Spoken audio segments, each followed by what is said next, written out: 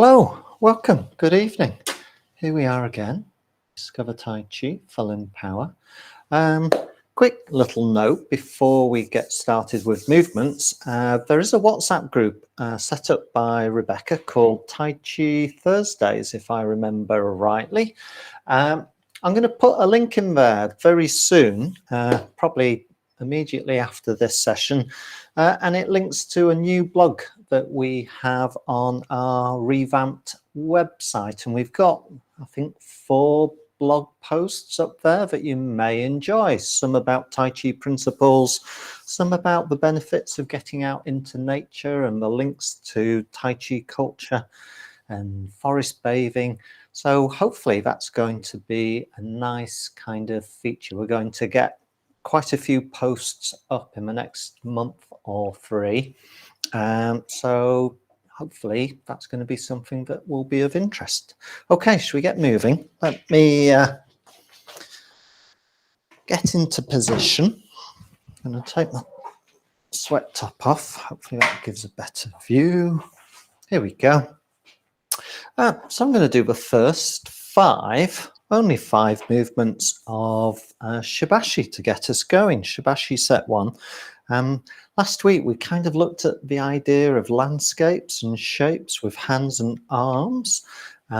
So see if you can hit those shapes. Let's start off with Chi Shi. We're going to do each movement about 4 or 5 times. We'll do this Chi Shi movement 5 times because it sets the scene nicely. See if you can drop the hands all the way down. That's it. And then pick up. And then back down. So we're aiming to keep the shoulder girdle relaxed. Let the hands lift into that landscape and then drop away. Just like so.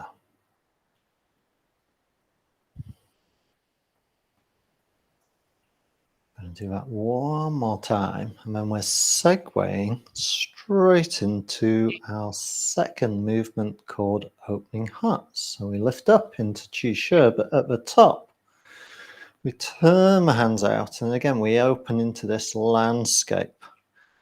Shoulders are the high point, down into the elbows, a little lift into the wrists, and then trailing off into the fingers. I'm just going to come a little bit near. Ali, you seem to be, can't hear a thing. Okay, not sure why you can't hear. Follow along, I can see your message. You can't hear me, of course. I'm not sure why. That's it. Okay, I think this might be number 4, might be number 5. We'll do one more. And then we'll segue into embracing rainbows. But again, we're just finding that shape every time. Okay, here we go. Lifting a ball overhead or overhead-ish. It depends on you how high. I'm going to my left, so I'm looking to the left hand as I do a little tilt.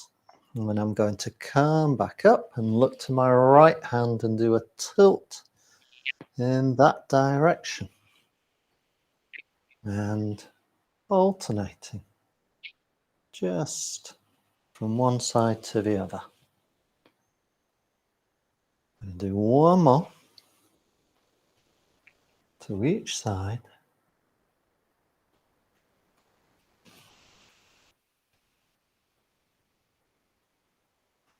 And relax.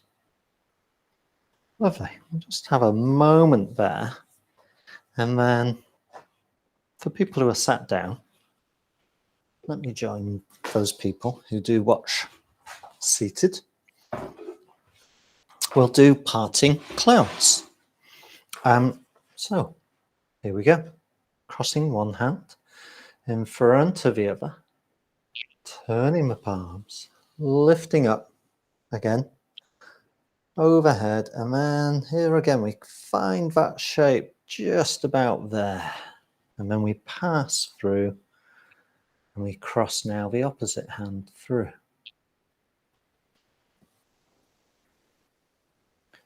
So although it's the little finger edge that leads down, we still end up with that little landscape.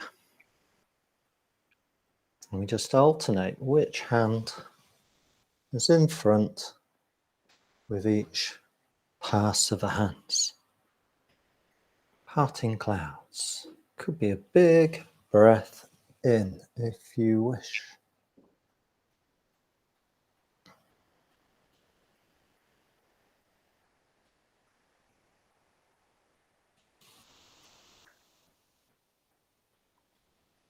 Excellent.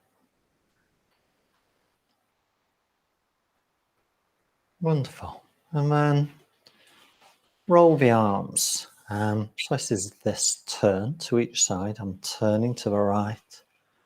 And then I'm bringing the right hand through. And then turning, bringing the left hand through. Alternating from one side to the other. But once again, I find that shape of a landscape with each turn. Just before the push, I'm in that shape. It just so happens that the palms are upwards, but I've still got that nice shape through the hands, arms, shoulders.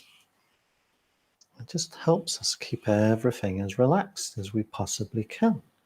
I'm on my left side. Don't worry if we're a bit out of sync, but this is going to be the last push through.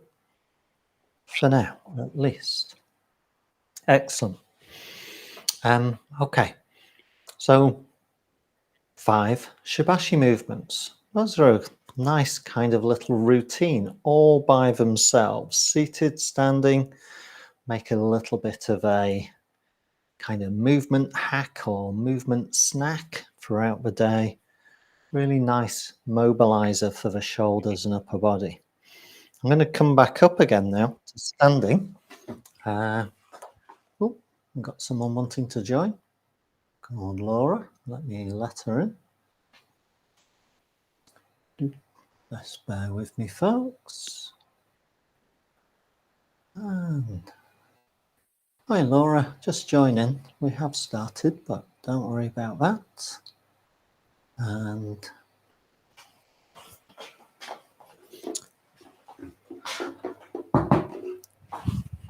so, seated, standing, shifting weight, so important. If we're standing, we want a wide stance, maybe as wide as you can kind of go, okay? And then we're shifting weight. If we're sat down, we're shifting weight from one hip to the other. But again, weight shift from one side to the other.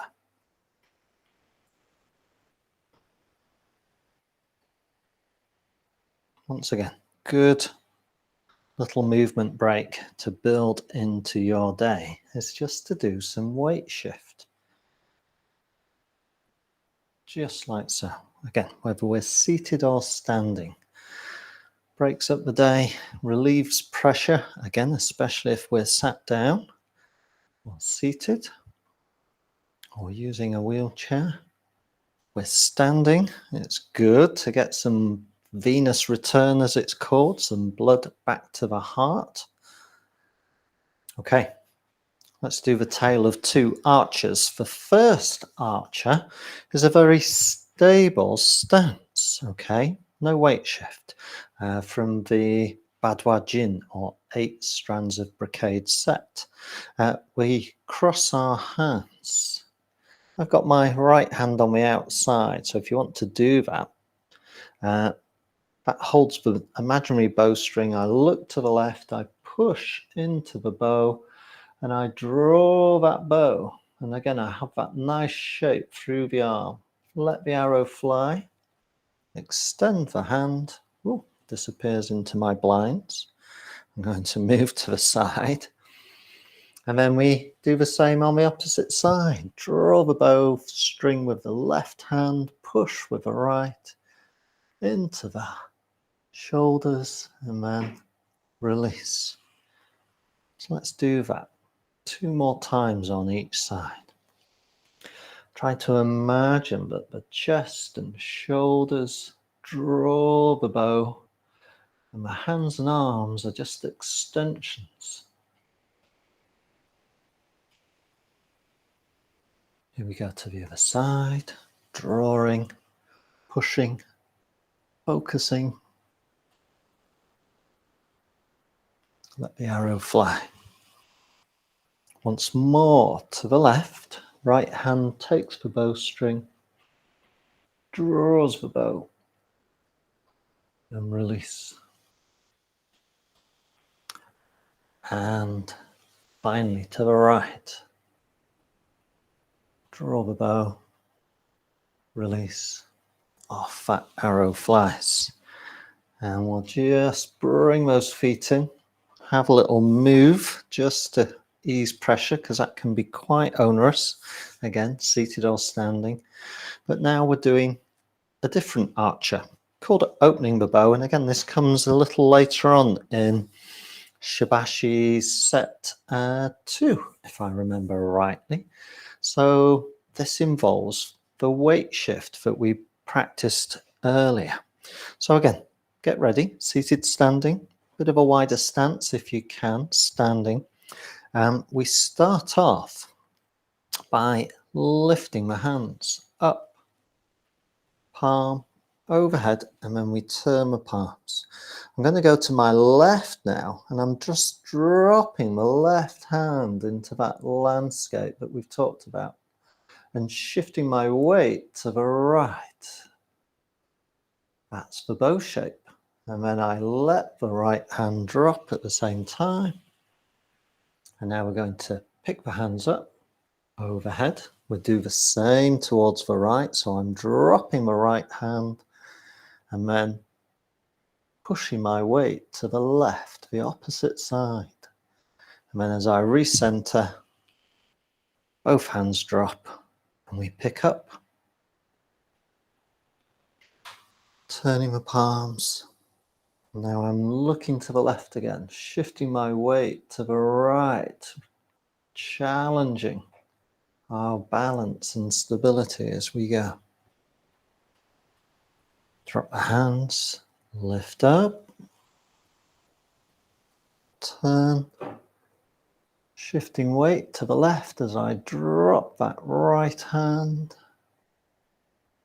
and back. I'm going to get you to do one more on each side. I know it's a challenge, but let's see if we can do it. Another way to think about this is that we rock a boat to the right as I look left and then back again. Last time, looking to the right as I drop that right hand and arm into that shape and rock my boat to the left and then re-center or stabilize myself. Excellent. Challenging our balance, but we need a little bit of challenge, particularly again if we use lower limb prosthetics. There's a certain amount of challenging balance at all times in many respects. Okay, we're going to have a little, hopefully, a hinge forward. So we're going to pick up an imaginary ball, just a little bit overhead. Then we're going to bring my hands down as if pressing that ball back down to earth. And then we're going to bring my hands onto the backs of the thighs. And then if you sat down, you're going to hinge forward at your hips. You might need to have your hands on your sides rather than on the back because you sat down. And if we're stood up, imagine someone pulls your belt backwards and it pulls the hips back, and we send the hands down, the legs around to the front, and then we come back upright again. That's a challenge in itself, to keep balance as we do so. Lift up our imaginary ball. Bring it down by pressing it down. Hands on the sides if you sat down, hands on the backs of the knees. So as I say, if you stood up, imagine the hips or the back of your belt, if you had one on, being pulled backwards, and that helps pull the hips back, and then we come up, but it's a challenge to do so. Here we go again.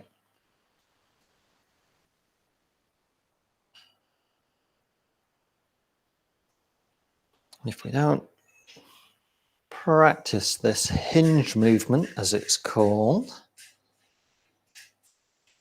and we find it very difficult to pick things up off the ground. I'm going to do it one more time.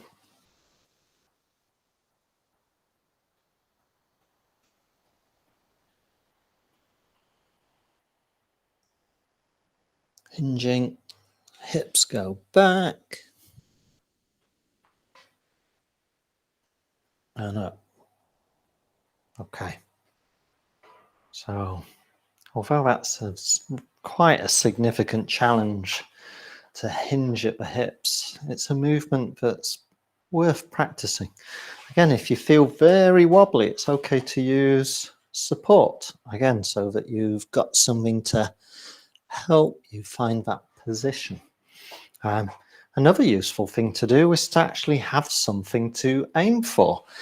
So I'm not actually going to do it. I've got some kettlebells down here, but you could have something of a kind of kettlebell height, and you actually just reach down with one hand and you pick that thing up. Obviously not heavy, but it gives some focus to the movement, and that can be really useful to practice. Okay, some rotation. Let's get some more rotation in. We'll do pull the oxen's tail, or pull the cow's tail as we know it. Okay, let's have our right hand up in front of our right shoulder as if making a wave. Left hand, loose fist, ready to pull. So we push diagonally up and we pull diagonally backwards, and we look towards the hand that pulls, the left one in this case, and we stretch out, and then we unwind and come back to the center. We pick up the left hand, make a loose fist with the right hand, and this time I'm looking down to the right hand as I push diagonally up with the left hand, and then draw back. Lovely.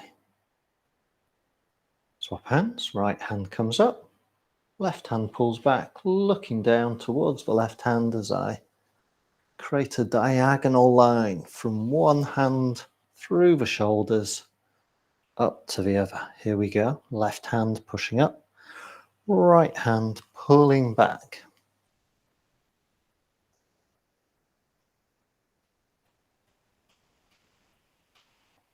One more time on the left.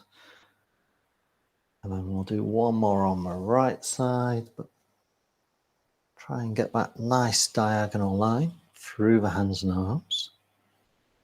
Here we go again to the right.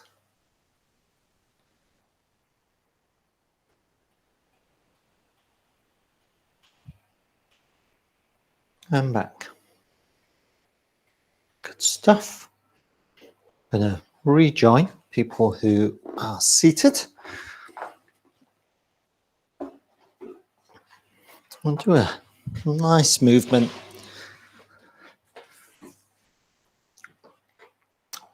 Let's bring our left hand on top and imagine that we're holding a beach ball, okay, just in front of us. I'm going to look to my right and pick up the right palm. It's as if I'm carrying something. We sometimes think of a tea tray or something like that, and I've got my left hand just kind of pointing in the same direction. When I simply sweep the hands down, drop past my knees if I'm sat down, and pick up on the left and look to the left side. again with that nice line and shape through the hand and arm. Back to the right, looking in the back direction. Again, this nice drop into the elbow, lift into the wrist, trailing off through the fingers to create that line and shape that we've explored previously. And just alternate from one side to the other. A lift, a look, and then a sweep down to the opposite side for another lift and look in that direction.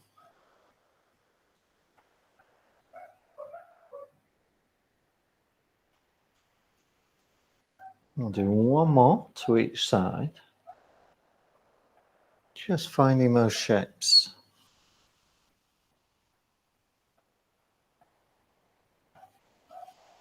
Excellent. Have a relax. And that leads us into part the wild horse's mane. Instead of a turn though, we're going to start again. Should we do left hand on top? Should we all try and have left hand on top holding a ball? So part the wild horse's mane is it's as if we hold two brushes, one in each hand, and we're going to brush in opposite directions. Your bottom hand, the right hand brushes forwards, and the left hand brushes back, and we imagine we find a table down by the hip. And then we turn the hands, bring them back, hold that ball for a moment, and then we brush in the opposite direction. Now my left hand has gone out. My right hand has found that table down there. Bring the hands back, left hand back on top. And we alternate with this combing or brushing movement where the hands separate in opposite directions. If I turn a bit to the diagonal, you can see a different view. So this is my left hand going forward, right. No, it's my right hand going forward, left hand down, excuse me. Like so. And then the opposite side, there's my left hand going forward. If I turn to the side, that's my left hand going down, right hand out. So it's as if I'm presenting something with that hand almost. Again, there's that nice shape through the hand and arm that we're aiming for. So part the wild horse's mane is the movement. I turn back. One more on each side. Bit of a coordination challenge to get those hands working in opposite directions as if combing through long hair. And then bringing the hands back and just relaxing for a moment. So because it's getting cold and chilly, it's useful again to have movement hacks and snacks throughout the day to keep your circulation going. So here's a nice one. We're squeezing the hands into light fists, picking them up in front of the shoulders and then letting them fall away completely. Back down and then back up again with a squeeze. Just let the hands fall open. It's like autumn leaves falling from the trees. We could, if you wish, have a breath in as we squeeze and then just let the breath go as we let the hands fall away. After this squeeze, we turn the palms, open the palms, and this time the palms fall down forwards and away. Before we pick them up again, turning inward. Once again, a drop and a fall away. I tend to do these in little sets of 3 if you've noticed. This is the third one. So we're going to change into our next little set. After a squeeze, we turn the hands all the way out and the palms gently press outwards. Then turn in. Once again, turn the hands, press outwards. Last one.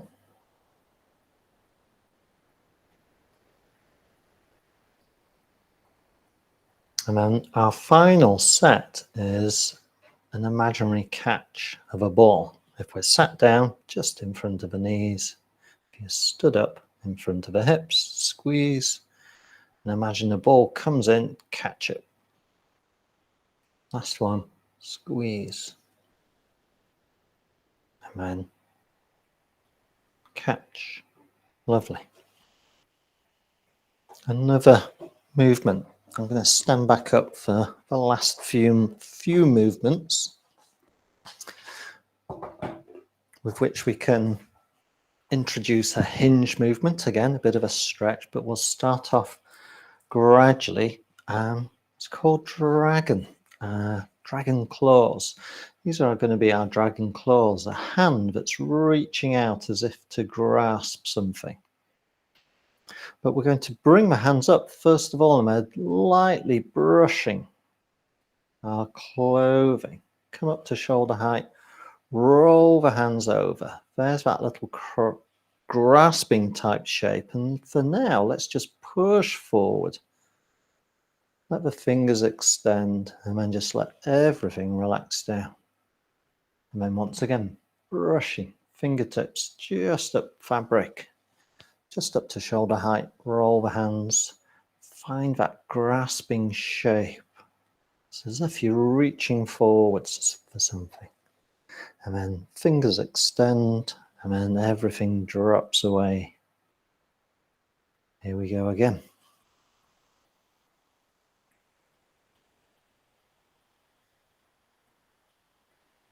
Excellent. Okay, so let's imagine that whatever we're reaching for is just out of reach. So now we need to kind of hinge forward and reach a bit further. Again, seated or standing, again, it's a good one for our posture. Again, it's a bit of a challenge, particularly for people like me with a lower limb prosthesis or prostheses, the plural. So here we go. Reaching up. So we've got to let those hips go backwards as we reach forwards, and the knees just unlock. And then come back upright. Bit of a stretch through the back. Here we go again. If we're seated, we can just reach across. So the hips go backwards. If we get the hips going backwards, that helps counter our heads and torsos and arms all going forwards. Here we go again. So it's a reach and a grasp and a hinge forward. And then coming back upright. One more time. Again, I know it's a bit of a challenge, but this is the last one.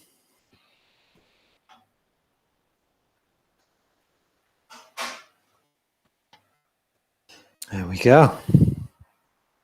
So we'll finish with our familiar finish, our little 2-sequence Tai Chi form. Now that we've got autumnal nights and evenings, although it's been a bit foggy and low cloud where I am in Yorkshire, so we haven't got a chance to see the stars, but we can imagine that we've got a starlit sky. So we'll just gather celestial energy and gather Earth's energy to finish.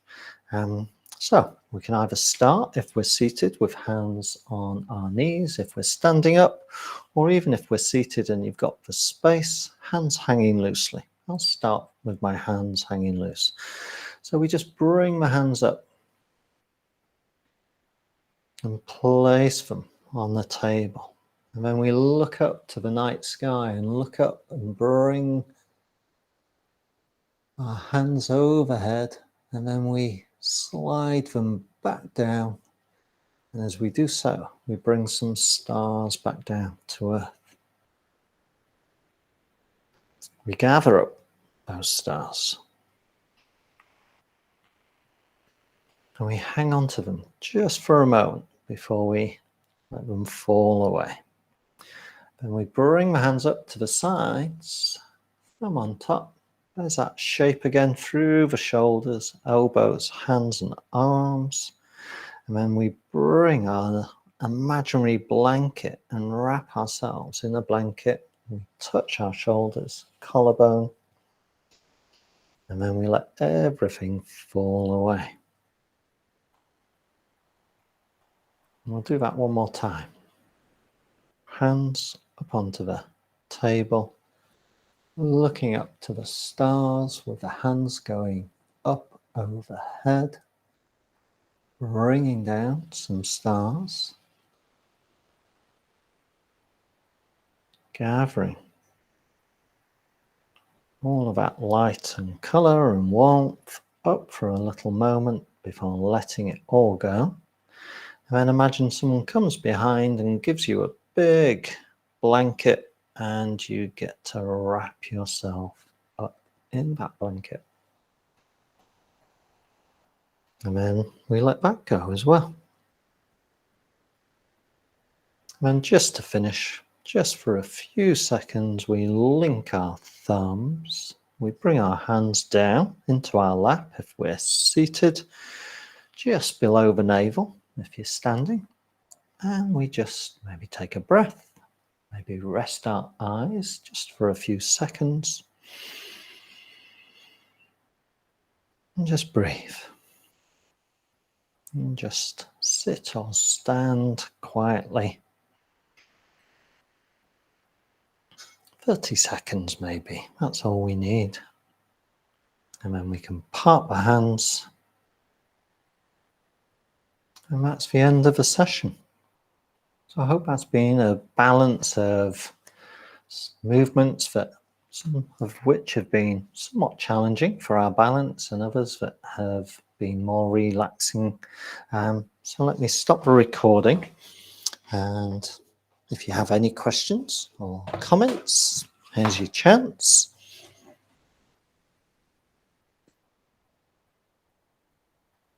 There we go.